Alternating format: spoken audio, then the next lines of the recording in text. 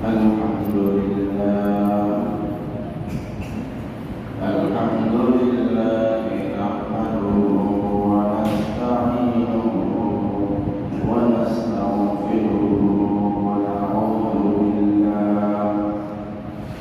ونعوذ بالله من شرور أنفسنا ومن سيئات أعمالنا من يهد الله فلا مضل له ومن يضلل فلا هادي له ونشهد أن لا إله إلا الله وحده لا شريك له ونشهد أن محمدا عبده ورسوله الذي أرسله بالحق بشيرا ونذيرا وداعيا إلى الله بإذنه وسراجا منيرا فقد قال الله تعالى في كلامه المجيد وفي فرقانه الحميد إن الله وملائكته يصلون على النبي يا أيها الذين آمنوا صلوا عليه وسلموا تسليما اللهم صل على سيدنا مولانا محمد وعلى آل سيدنا مولانا محمد بلغ العلا بكماله كشف الدجى بجماله حسنت جميع خصاله صلوا عليه وآله الحمد لله আল্লাহ তাআলার দরবারে লাখ কোটি শুকরিয়া যে মহান আল্লাহ তাআলা আমাদেরকে রবিউল আউয়াল মাসের তৃতীয় জুমায় যথাসময়ে মসজিদে আসার বসা আল্লাহ তাআলা ইবাদত বন্দেগীতে মশগুল থাকার তৌফিক দিয়েছেন। এই জন্য আল্লাহ তাআলাকে শুকরিয়া আদায় করে আল্লাহর সন্তুষ্টি লাভের জন্য সকলে বলছি আলহামদুলিল্লাহ। দরুদ পড়ছি বিশ্বমানবতার বিশ্বমুক্তির দূত বিশ্বনেতা মরুদুল্লাহ মরুর ভাস্কর আল্লাহ তাআলা যাকে কেন্দ্র করে পৃথিবীকে সাজিয়েছেন সেই মহান মানবের প্রতি লাখ কোটি সালাম পেশ করে আমরা সকলে পড়ি সাল্লাল্লাহু আলাইহি ওয়াসাল্লাম। সম্মানিত হাজিরিন, আমরা এই একটি বিষয়ে আলোচনা করেছিলাম। সেখানে আমাদের বিষয় ছিল কি আমাদের আগে ছোট ছোট যে বিষয়গুলো আমাদের সমাজে প্রকাশ পাবে, যেগুলোর কারণে কেমন সন্নিকটে বোঝা যাবে, এই আলামতগুলো আলোচনা করতেছিলাম। সঙ্গত কারণে বর্তমানে আমরা আল্লাহ রাসূলের যে মিলাদুন নবী মহা একটি বিষয়, যেটাকে সারা পৃথিবীর মানুষ বিভিন্ন প্রকারে লালন পালন করে উদযাপন করে, আমরা আমাদের আলোচনার মাধ্যমে নবীর জন্ম সংক্রান্ত কিছু বিষয় আপনাদেরকে তুলে ধরার চেষ্টা করেছি, যার কারণে আজকের জমায় আমরা ফিতনার উপর আলোচনা করব। আগামী জমায় আমরা ইনশাআল্লাহ এই বিষয়ের সমান্তরে ফেলব। এর পরবর্তীতে আমরা অন্য বিষয়ে আলোচনায় চলে যাব। আমরা আলোচনা পরবর্তীকায়িত না করে যথাসম্ভব ছোট ছোট করে শেষ করে দেওয়ার চেষ্টা করব। আল্লাহ তাআলা যদি আমাকে সেই তৌফিক এনায়েত করে তাহলে বলতে পারবো, না আমি কোনো বিষয় আপনাদের সামনে বলা উপস্থাপন করার মতো যোগ্যতা এবং এগুলো আমার পুরোটাই। সুবহানাকা লা ইলমা লানা ইল্লা মা আল্লামতানা ইন্নাকা আনতাল আলিমুল হাকীম। আমরা গত জুমায় যেখানে শেষ করেছিলাম, কিয়ামতের আগে হঠাৎ করে মানুষের মৃত্যু বেড়ে যাবে, এই বিষয় পর্যন্ত আমরা আলোচনা করেছিলাম। এরপরে 17 নম্বর বিষয়, 17 নম্বর হচ্ছে দুর্নীতি পরায়ণ লোকদেরকে সৎ লোক মনে করা হবে এবং সৎ লোকদেরকে দুর্নীতি পরায়ণ মানুষ হিসাবে মনে করা হবে। এই দুটি বিষয় আমাদের জন্য অত্যন্ত গুরুত্বপূর্ণ। বর্তমান সমাজে এমন কিছু বিষয় আছে, এমন কিছু মানুষ আছে যারা নিজেরা সৎ হিসাবে পরিচয় পেলেও কিন্তু বাস্তবিকতা তাদের সাথে এমন হয় যে তারা আসলে অসৎ লোক হিসাবে সমাজের মানুষের কাছে পরিচয় হয়ে যায়। অথচ সে মানুষগুলো দুর্নীতির সাথে, অসভ্যতার সাথে, অন্যায়ের সাথে আপোষ করে না, অন্যায়ের বিরোধিতা করে, অন্যায়ের বিরুদ্ধে কথা বলে, কিন্তু অফিসে, আদালতে কিংবা সমাজের বিভিন্ন স্তরে ওই সমস্ত সৎ লোকদেরকে অসৎ লোক হিসেবে বিবেচনা করা হয়। আর যে সমস্ত বেনামবাড়ি নম্বরহীন মানুষ আছে, ওই সমস্ত নম্বরহীন মানুষগুলোকে সৎ মানুষ হিসাবে আখ্যায়িত করা হয়। যখন এই যুক্তি আসবে, এইরূপ বিষয় তোমরা দেখতে পাবে। হুযায়ফাতুল ইয়ামান থেকে বর্ণিত হাদিস থেকে জানা যাচ্ছে এটি একটি কিয়ামতের আলামত। আল্লাহ রাসূল সাল্লাল্লাহু আলাইহি ওয়াসাল্লাম ইরশাদ করেন, হাদিসটি আব্দুল্লাহ ইবনে মাসউদ রাদিয়াল্লাহু তাআলা আনহু বর্ণনা করছেন এভাবে, মান ওয়াশা ফালাইসা মিন্না কামা ক্বালা নবী আলাইহি সাল্লাতু ওয়াস সালাম। আমার মাঝে, আপনার মাঝে যে সমস্ত অভ্যাসগুলো আছে, চিন্তাগুলো আছে, এগুলোর ভিতরে যদি কোন প্রকারের অসৎ, দুর্নীতি কিংবা অন্যের হক নষ্ট করার মতো কোনো কিছু থেকে থাকে, তাহলে এই প্রতারণার জন্য, নিজেকে প্রতারণায় রূপান্তরিত করার জন্য, অন্যকে প্রতারণায় নিমজ্জিত করার জন্য যদি আমার ভিতরে ন্যূনতম একটি ধারণা থেকে থাকে এবং সেটাতে আমার কাজে প্রমাণিত হয়ে যায়, তাহলে আল্লাহ রাসূল বলেছেন, মান ওয়াশা ফালাইসা মিন্না।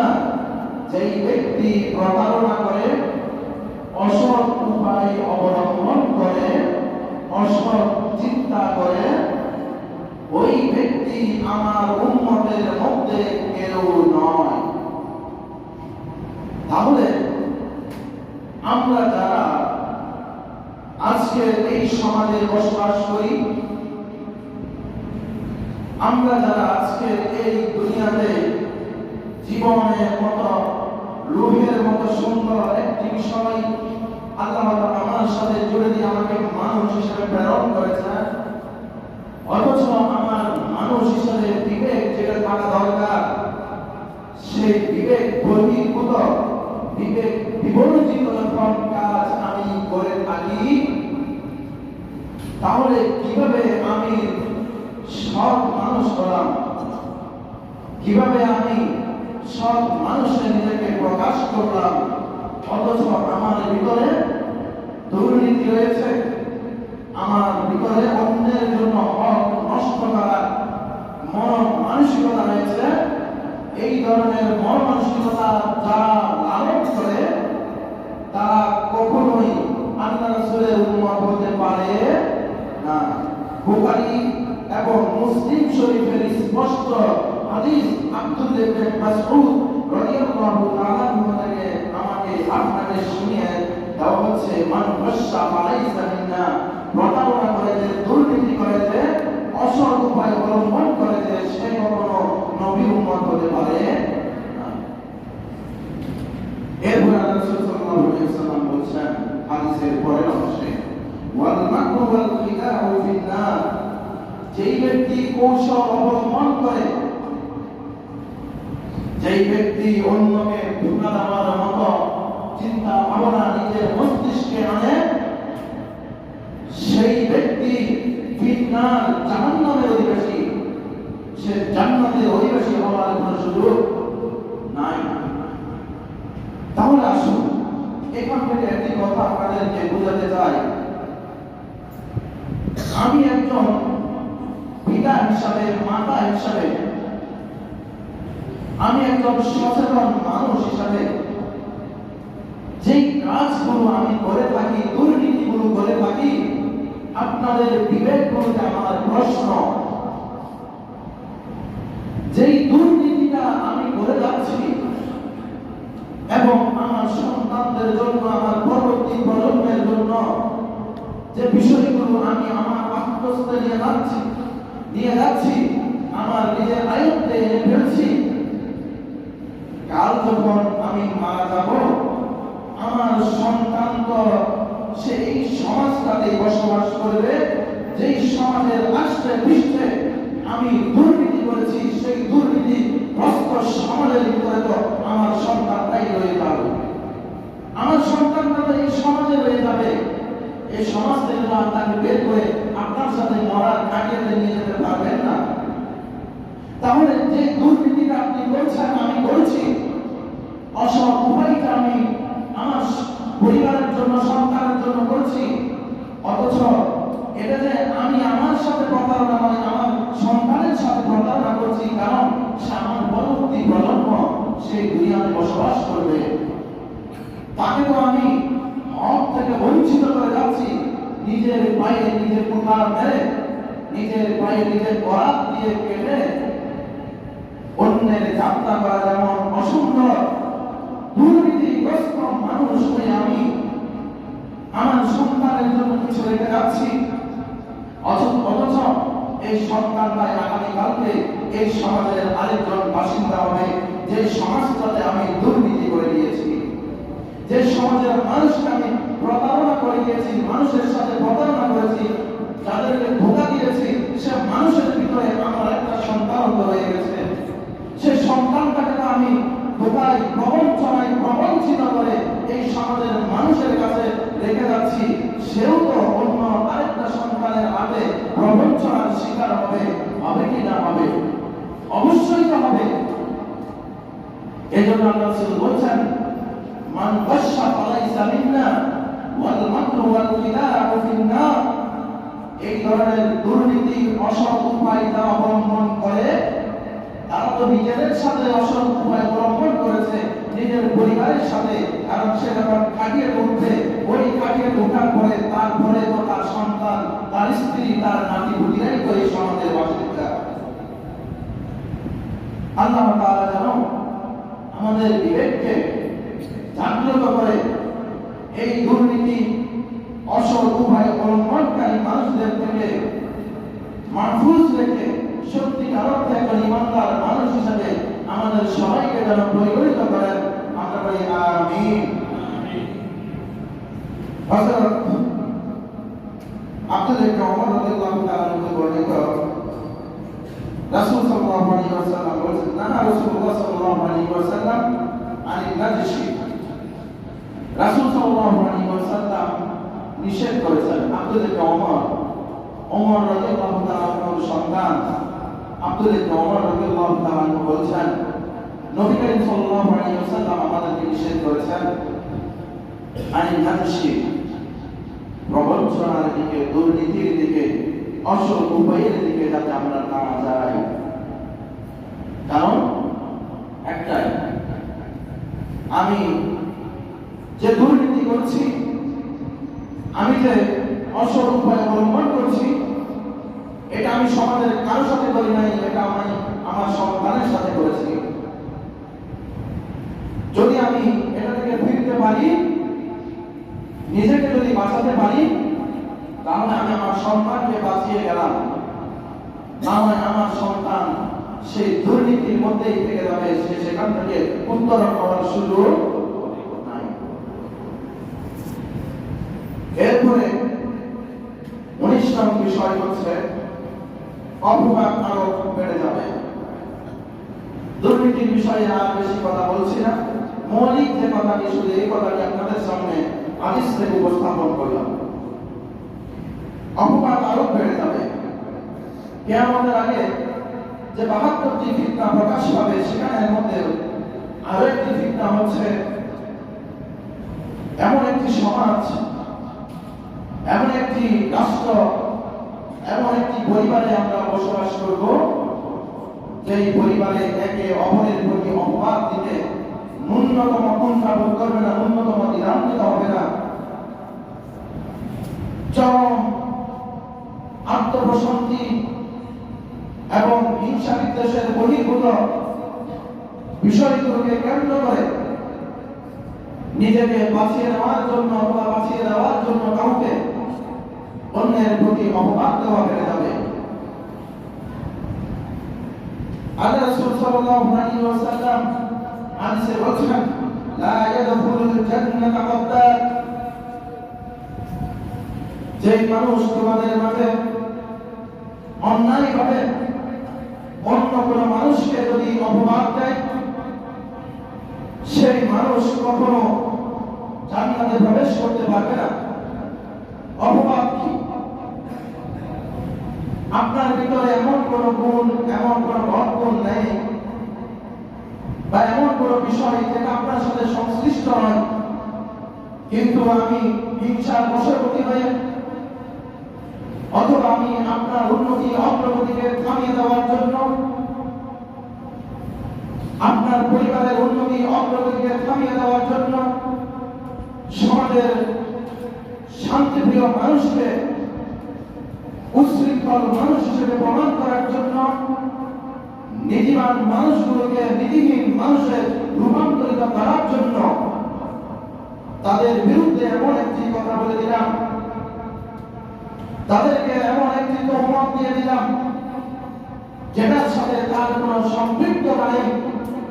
এমন অসম্পৃক্ত বিষয় যদি কোন ব্যক্তির নামে বলা হয়, এই বলার কারণে যেই ব্যক্তি বলে, সেটা যদি আমি হই, আমার যতই আমল থাকুক, আল্লাহ রাসূলের স্পষ্ট হাদিস, লা ইয়াদখুলুল জান্নাতা কাদ্দাব, কোন প্রকারের সুবলখোর অপবাদ প্রদানকারী,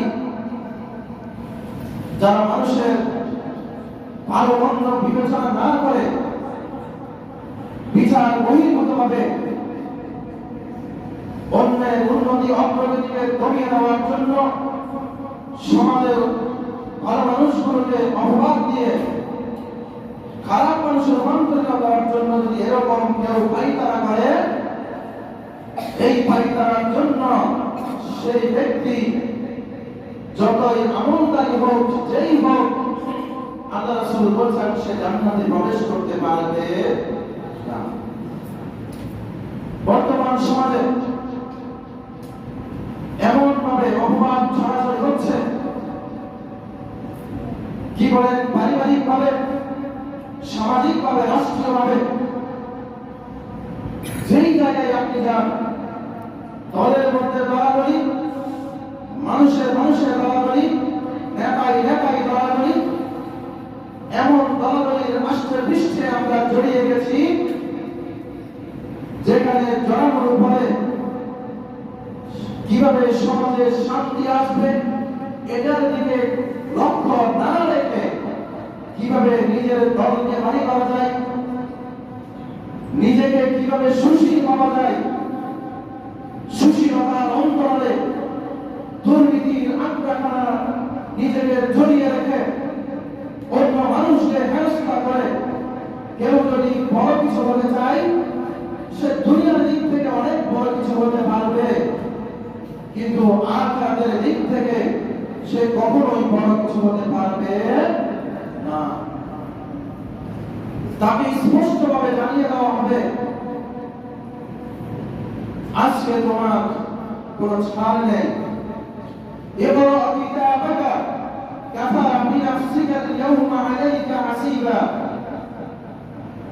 আমাকে আপনাকে ডেকে ডেকে আল্লাহ তাআলা বললেন কি করো, পড়ো কিতাবাকা, তোমার কিতাবকে, কাফা তুমি যথেষ্ট, বিনাফসিকা তোমার জন্য, আলাইকা হাসিবা হিসাবের বিষয়ে স্পষ্ট আল্লাহ তাআলা বলে দিবেন তোমার হিসাব তুমি করো, তোমার হিসাবের জন্য তুমি যথেষ্ট, আমার বিচার করার প্রয়োজন হবে না।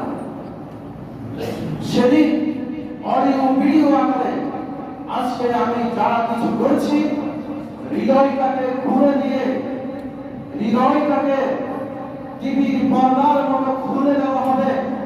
এই হৃদয়ে যা কিছু গোপন করে রেখেছিলাম, এই হৃদয়ে যা কিছু অন্যের জন্য রেখেছিলাম সবটা খুলে দিয়ে সেদিন ভিডিও আকারে দেখিয়ে দেওয়া হবে। আর বলা হবে পড়ো কিতাবাকা, পড়ো তোমার কিতাব, কাফা বিনাফসিকা আল-ইয়াওমা আলাইকা হাসিবা। অপবাদ দিয়েছো তো দুনিয়াতে, মারার জন্য পায়তা করেছো তো দুনিয়াতে, শান্তিপ্রিয় মানুষগুলোকে অশান্ত করে তুলেছ, শান্ত সমাজকে অশান্ত করেছ। আজকে তোমরা সেই অশান্ত সমাজের চিত্রটা তোমার চোখে দেখে নিজের বিচার নিজে করে চিরস্থায়ী অশান্তির জায়গাতে যাওয়ার জন্য প্রস্তুত হয়ে যাও। আল্লাহ রাসূল সাল্লাল্লাহু আলাইহি ওয়াসাল্লামের হাদিস থেকে জানলাম আল্লাহ রাসূলের কালাম থেকে জানার পরে এবার আসুন কোরআনে আমাদেরকে কি বলে।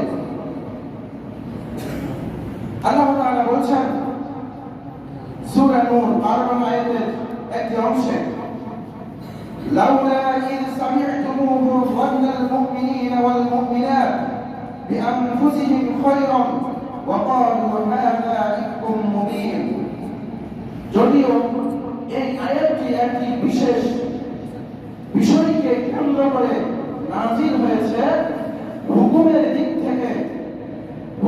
দিক থেকে অপবাদের বিষয়ের সাথে জড়িত, যেটা কিছু অতি উৎসাহী সাহাবী মুনাফিক যারা আল্লাহ রাসূলের স্ত্রী উম্মুল মুমিনিন হযরত আয়েশা রাদিয়াল্লাহু তাআলা আনহার ব্যাপারে এমন প্রমাণ দিয়েছিলেন, পৃথিবীর এই জমিনে এত সতী নারীর ব্যাপারে এভাবে কোন মানুষ অপবাদ দিতে পারে না, যেখানে স্বয়ং আল্লাহ রাসূলের স্ত্রী হযরত আয়েশা রাদিয়াল্লাহু তাআলা আনহা ছিলেন।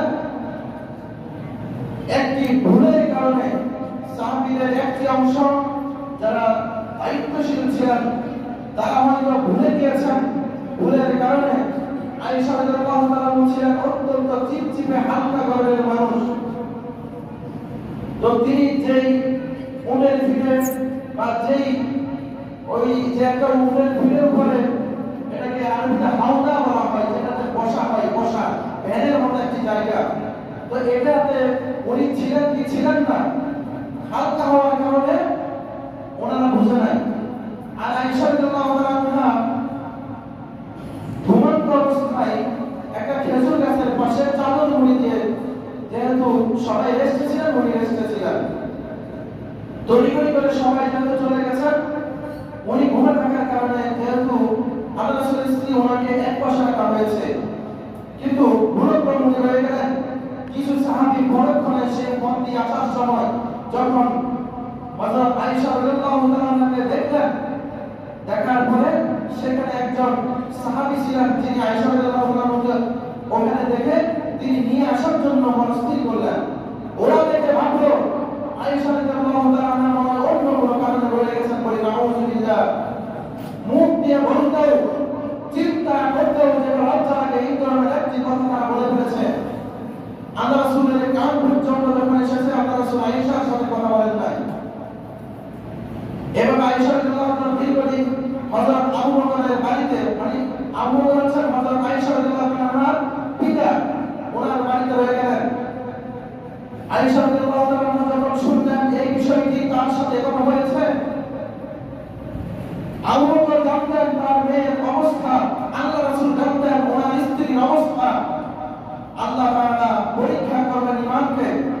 কিছুদিন পরে আল্লাহ তাআলা কোরআনের আয়াত নাযিল করেছেন এবং বলে দিয়েছেন, তোমরা যারা মুমিন, তোমরা যাচাই বাছাই ছাড়া যেভাবে কথা বলে দিয়েছো, যদি তোমরা কোনো মুমিন সম্পর্কে জানে এবং শুনে বুঝে কথা বলতে, তাহলে অবশ্যই যে এটা একটু মুমিন প্রকাশ্য একটি অপবাদ তোমরা বুঝতে পারবে। সুপ্রিয় হাজিরিন, এখান থেকে আপনাদের জন্য অপবাদের বিষয়টি যে কিয়ামতের আগে বেড়ে যাবে, কোরআন দ্বারা এটাও স্পষ্ট।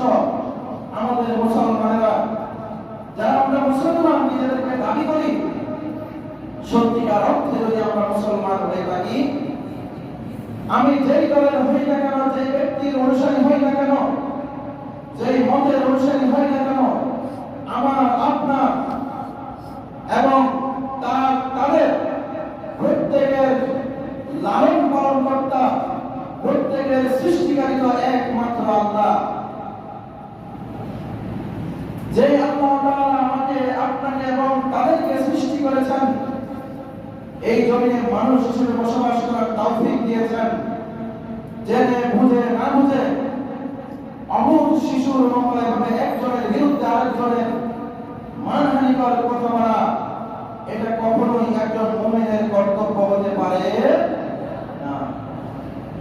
বর্তমানে এটি একটি সাধারণ বিষয় হয়ে গেছে।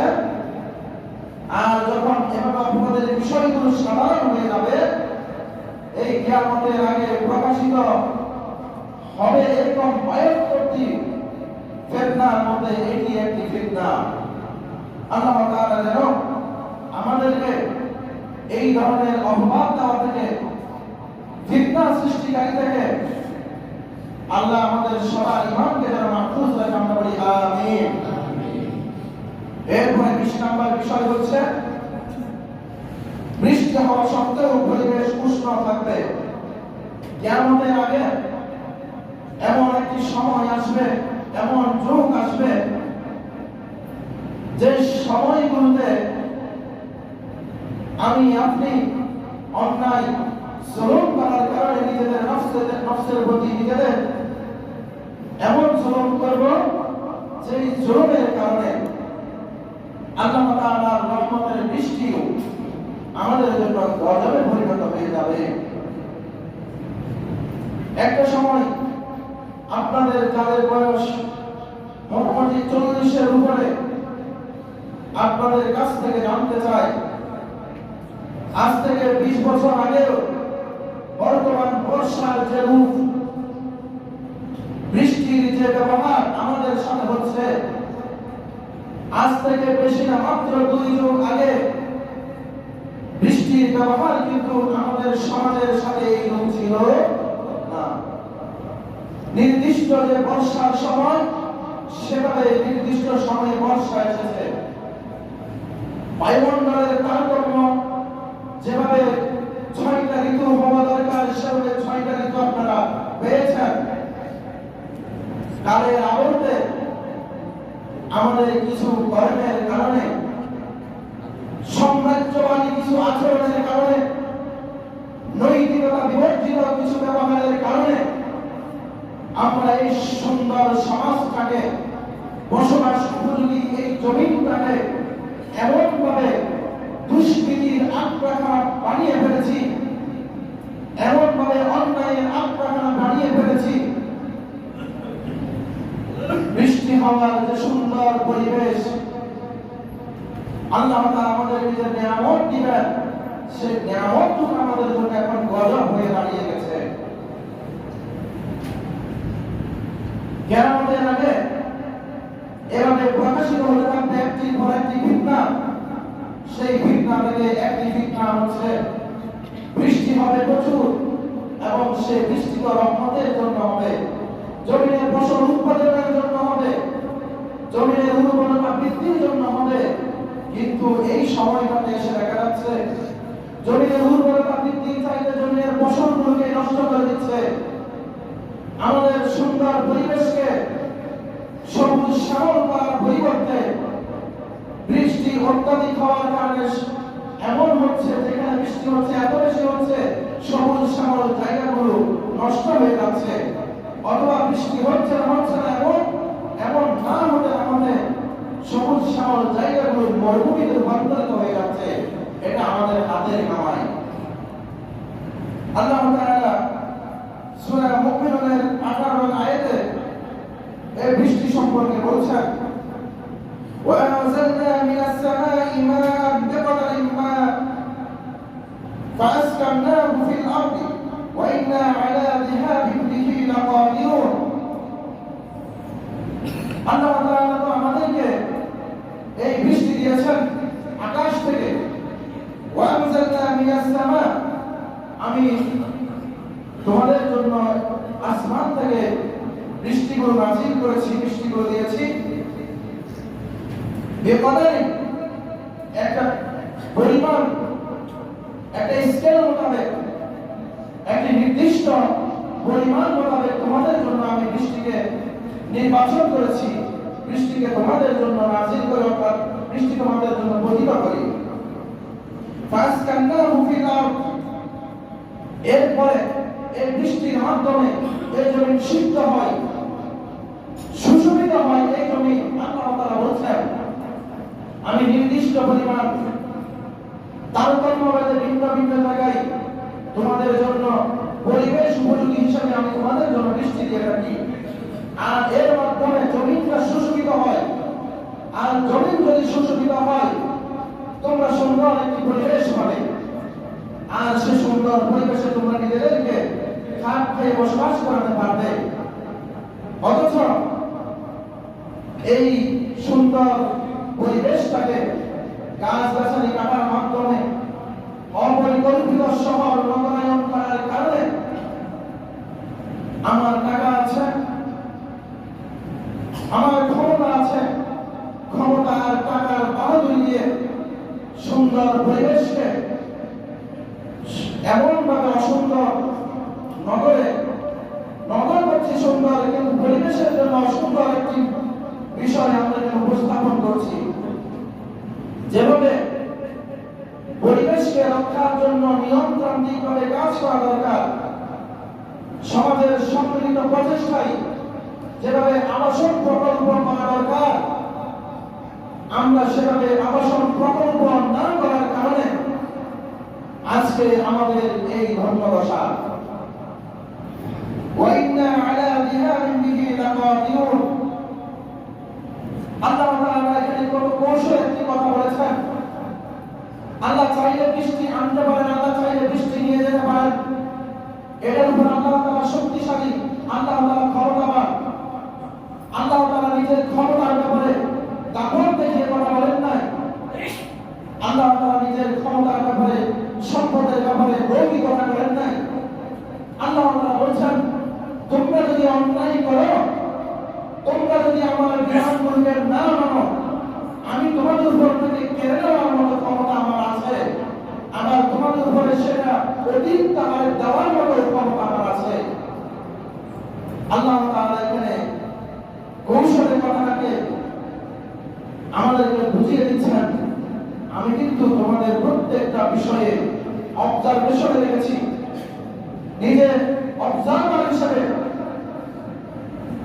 পরীক্ষক হিসেবে, নিরীক্ষক হিসেবে আমি তোমাদের উপর রয়েছি। তোমরা এটা নিয়ে টানাটানি হেঁচড়া করিও না। আল্লাহ তাআলা ছোট্ট একটি শব্দের মধ্যে অসংখ্য ব্যাখ্যা এখানে লুকায়িত রেখেছেন। আজকে আমরা যারা মানবতাবাদী নিজেদেরকে সুশীল বলে দাবি করি, কোথায় আপনি সুশীল, কোথায় আমি সুশীল? আপনি যখন আমরা কোরবানি করি, আমরা যখন গরু ছাগল মহিষ ওট ভেড়া দুম্বা গরু জবাই করি, আপনার সুশীলতা এমন পর্যায়ে উঠতে উঠতে আপনি বলেন নির্বিচারে পশু হত্যা করে বলে নাউজুবিল্লাহ। তো আপনি যে সুশীল, আপনি যেভাবে পাহাড়গুলোকে একের পর এক নষ্ট করছেন, গ্রামের পর গ্রামে যেখানে গাছ গাছালি ছিল তাদেরও তো জীবন আছে, নির্বিচারে যেগুলো সেগুলোকে কেটে আপনি যে শিল্প কারখানা গড়ে তুলছেন, আপনার পিছনে এটা পড়ে না সুশীলতার অন্তরালে? আপনারা নিজেদেরকে সুশীল দাবি করেন, যখন একজন মুসলমানের রক্ত এই জমিনে পড়ে তখন আপনার সুশীলতা উঠলাই ওঠে না।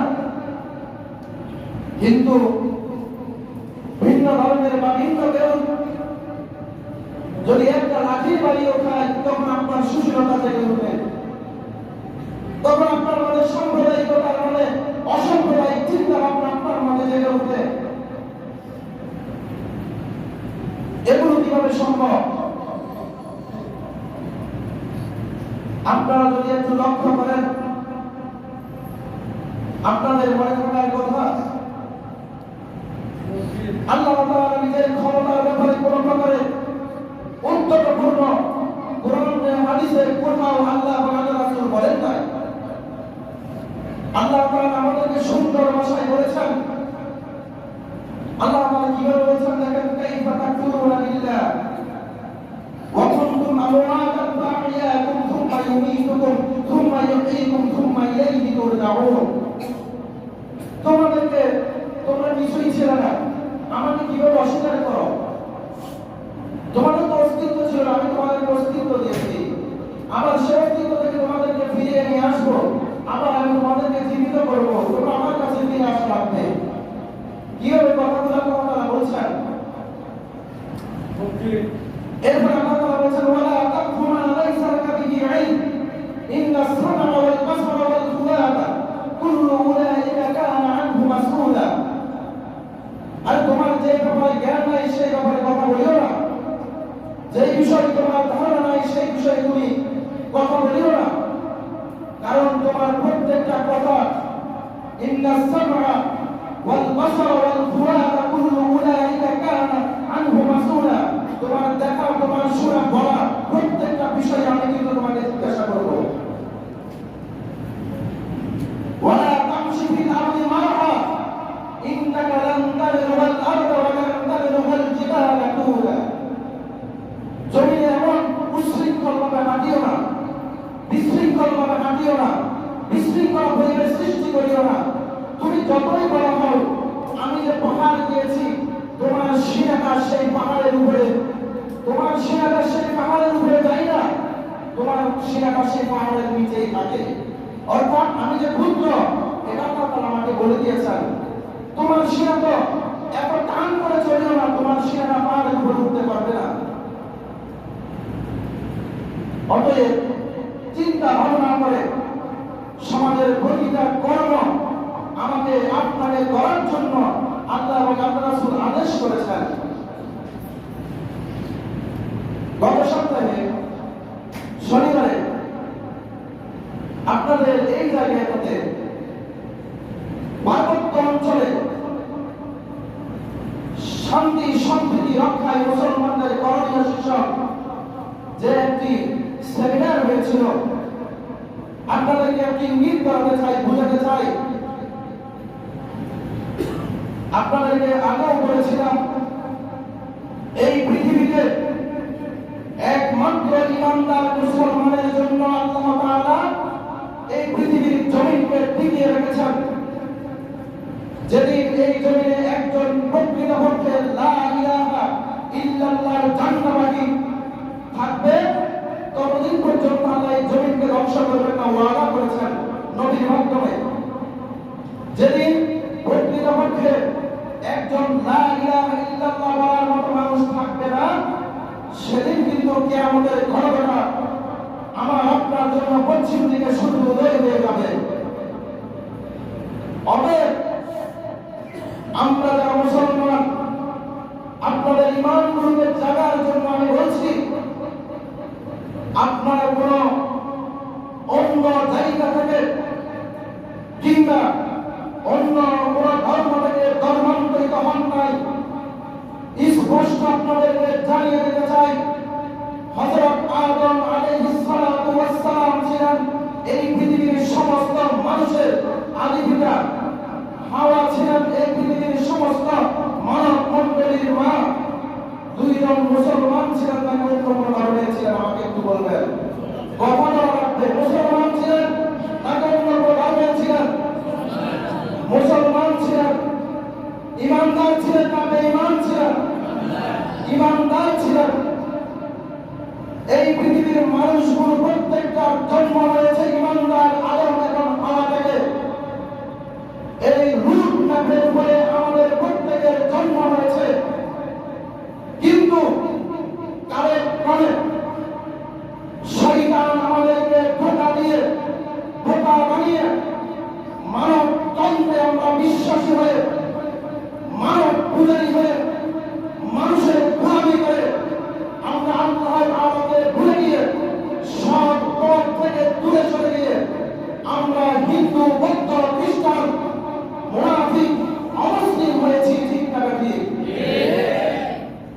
যদি আমরা এটা হয়ে থাকি, আমাদের পিতা যেহেতু আদম, আদমের জন্য এই জমিন দেওয়া হয়েছে, বলি আদমের ফিতরত ছাড়া কোন মানুষের জন্য এই জমিন দেওয়া হয় নাই।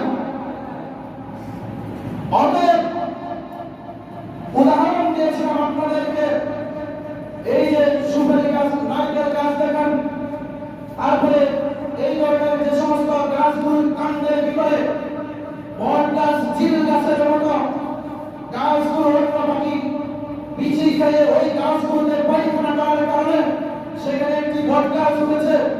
ছোট্ট বট গাছ হতে হতে একটা সময় তার শিকড়গুলো মাটি হয়ে বিশাল দানবাকৃতির গাছ হয়ে গিয়েছে বলে ওই সুপারি গাছটাকে কিংবা নারকেল গাছটাকে, খেজুর গাছটাকে তার মৌলিক অংশ ছিল, এটা ভুলে যাওয়ার কোনো সুযোগ আছে?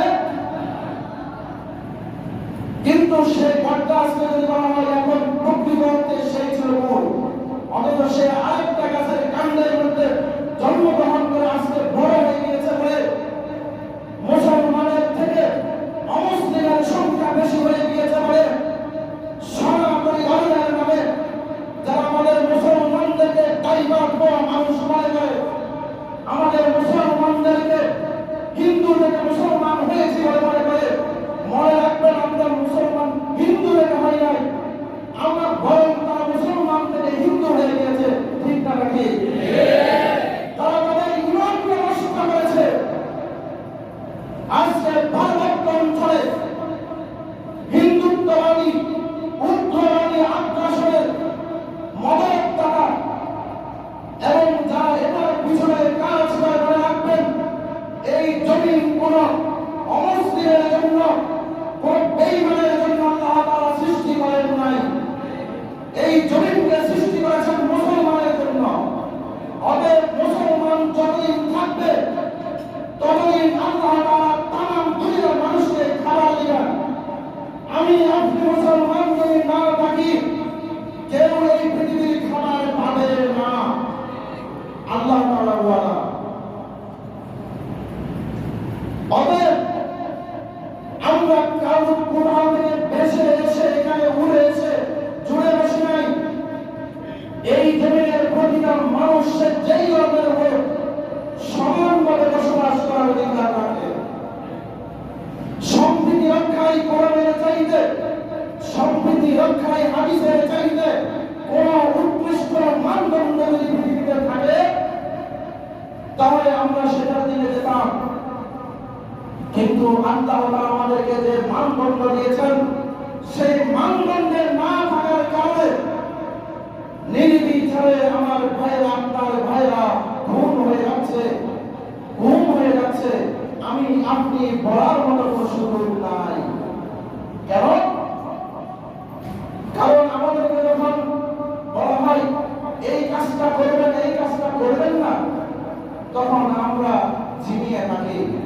আরে বাবা, আমাদের তো নারায়ে তাকবীর, আল্লাহু আকবার, এই ধ্বনিটা দিয়েই তো আমাদের জন্ম হয়েছে, আমাদের উত্থান হয়েছে, আল্লাহর স্লোগান দিয়ে তো আমরা বড় হয়েছি। আর আমরা যখন জন্মগ্রহণ করেছি, আমাদের কানে, প্রত্যেকের কানে তো আল্লাহু আকবার আযান দেওয়া হয়েছে। জন্মের সময় যখন আমাকে শুনিয়ে দেওয়া হয়েছে আল্লাহ বড়। আর আজকে দুনিয়ার একটু শান শৌকত পাওয়ার পরে, শরীর একটু তাকড়া হওয়ার কারণে আপনার শরীরের ক্ষমতা বড় হয়ে গেছে, নামাজ পড়তে আসেন না, আপনাকে আল্লাহ তাআলা কোথায় থেকে শান্তি দিবে? আজকে আল্লাহর হুকুমগুলো মানেন না, কোথায় থেকে আপনাকে আল্লাহ তাআলা রহমত দিবে? আল্লাহ রাসূলের বলেছে, আল্লাহু মানজিল আলাইকা, আমাদের প্রতি আল্লাহ নাযিল করে বারাকাত বারাকাত সামাওয়াত ওয়াল আরদ, আসমান জমিনের দরজা, রহমতের দরজা আমাদের জন্য খুলে দাও। এটা কি এমন বলেছেন আল্লাহ রাসূল? আল্লাহ রাসূল তো যেটা বলেন সেটা কবুল হয়েছে, আমাদের জন্য কেন আসে না? একমাত্র কারণ হচ্ছে আমাদের ঈমানগুলো দুর্বল হয়ে গেছে। আপনাদেরকে বারবার বলার পরেও আপনাদের মনে কষ্ট দিবেন না, মাফ করবেন আমাকে।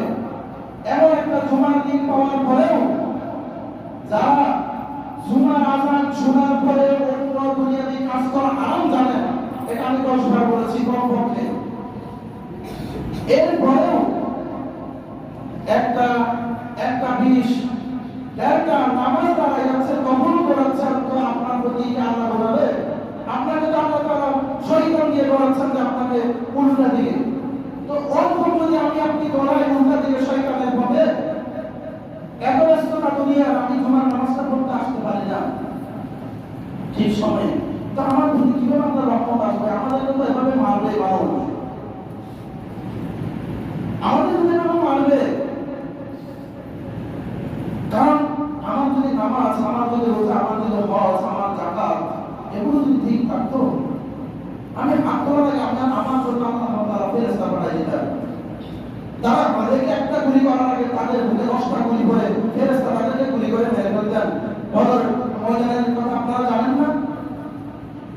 বদরের ময়দানে, উহুদের ময়দানে, খন্দকের ময়দানে মুসলমানকে সাহায্য করেছে কারা? আসমান থেকে ফেরেশতারা। মুসলমানরা দেখতেছে ছুরি চালাইছে, এখানে মানুষ পড়ে ওখানে মাথা। আল্লাহ রাসূল বলেছেন, তোমরা কয়টা মারছো? 90টা মারছে ফেরেশতা। সুবহানাল্লাহ বলবেন না? সুবহানাল্লাহ। কারণ আমাদের সুবহানাল্লাহ স্পিরিটটা মারা গেছে, আল্লাহু আকবারের স্পিরিট আমাদের মারা গেছে। এখন আমরা নামটা বসতে শুধু মুসলমান আছি, আমি নিজেও নামটা বসতে মুসলমান, আমি আপনাদেরকে কি হেদায়েতের ওয়াসি না। কারণ আমার নিজের ঈমান যদি ঠিক থাকতো, তাহলে আমার মুসলিম ঈমান আরো বেশি ঠিক থাকতো। এই জন্য সর্বপ্রথম আল্লাহ তাআলা যেন আমাকে এবং আপনাদেরকে হেদায়েতের চূড়ান্ত পর্যায়ে রাখেন, আমরা বলি আমিন। সর্বশেষ আমরা যে ফিতনার কথাগুলো আলোচনা করেছি, বাস্তবিক পক্ষে প্রত্যেকটা আলোচনা, প্রত্যেকটা কথা আমি শুধুমাত্র কোরআন এবং হাদিস থেকে বলেছি, নিজের মন থেকে একটা কথা বলার চেষ্টা করি না। এর ভিতরেও যদি কোনো শব্দ উচ্চারণে বলার ক্ষেত্রে ভুল হয়ে থাকে, আমি ছোট মানুষ হিসেবে আপনারা আমাকে ক্ষমা সুন্দর দৃষ্টিতে দেখবেন। আল্লাহ তাআলা যেন আমাদের প্রত্যেককে প্রকৃত মুমিন হয়ে এই দুনিয়া ত্যাগ করার, পরকালীন জীবনে চির শান্তিতে জান্নাতে থাকার তৌফিক ইনায়াত করেন, আমরা বলি আমিন। ওয়া আখিরু দাওয়ানা আলহামদুলিল্লাহি রাব্বিল আলামিন। আসসালামু আলাইকুম ওয়া রাহমাতুল্লাহি ওয়া বারাকাতুহু। সুন্নাত যারা পড়েন না, সুন্নাত পড়ুন।